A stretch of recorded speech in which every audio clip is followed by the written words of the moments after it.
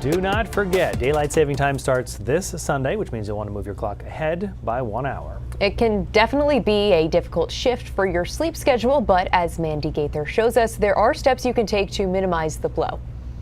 It's that time of year again. Sunday, March 8th, spring forward an hour starting at 2 a.m. With spring forward specifically, people tend to have a little bit more difficulty acclimating to it. Michelle Drerup with Cleveland Clinic says data shows this shift in time can lead to a rise in cardiovascular events and accidents. Sleep disruptions can also affect mood due to grogginess, headaches, fatigue, and increased irritability. We just want to be cautious if you're driving in those early mornings after the time change. Sometimes people may decide like, okay, I'm going to on that Monday morning, I'm not going to schedule anything that takes, a lot more focus or high kind of, attention task. Drerup says preparing now before the time change is key. Start by gradually adjusting bedtime and wake time. Go to bed 15 to 20 minutes earlier and wake up 15 to 20 minutes sooner.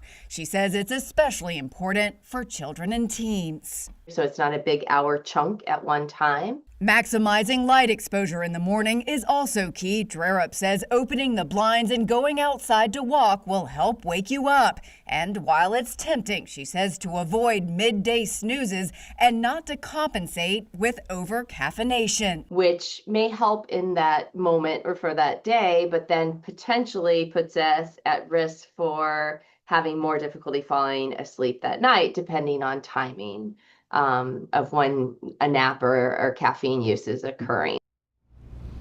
Mandy Gaither reporting. Drerup says springing forward can be especially hard on night owls, people with chronic sleep disorders, and those who have dementia. She says for those groups, it is especially important to prepare early and get that light exposure in the morning.